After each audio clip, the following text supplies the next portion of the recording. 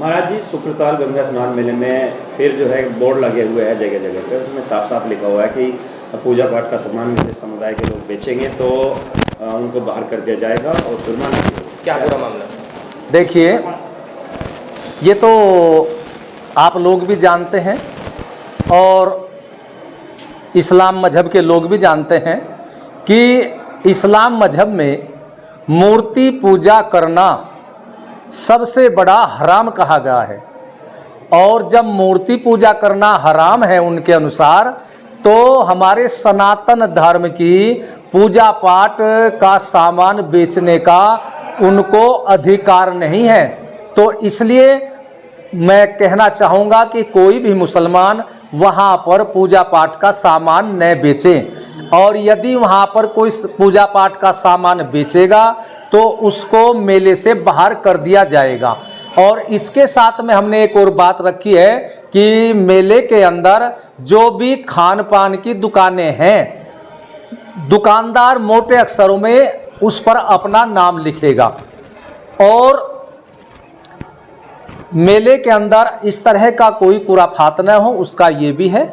तो इसलिए मैं मुसलमानों से कहना चाहूँगा कि मुसलमान वहाँ पर किसी भी प्रकार की दुकान न लगाए, ये अच्छा ही रहेगा।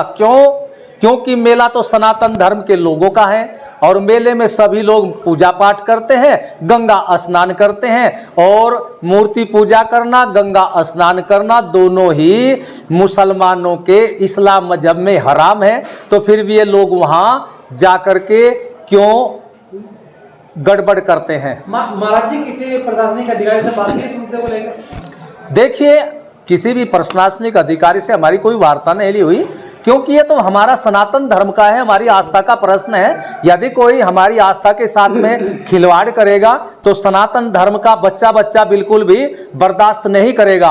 और कुछ बातें ऐसी होती हैं कि शासन के द्वारा होती है, लेकिन कुछ विषय ऐसा होता है कि जो धार्मिक भावना को मानने वाले हैं, वह उनकी भावना से जुड़ा हुआ विषय होता है। तो उस विषय की चिंता, उस विषय का कार्य करना उस ही लोगों का कार्य है। इसलिए ये हमारी धार्मिक भावना का विषय है, ये हमें ही करना है। और हम किसी भी कीमत पर वहाँ मुसलमानों के द्वारा पूजा पाठ का सामान बेचने नहीं देंगे।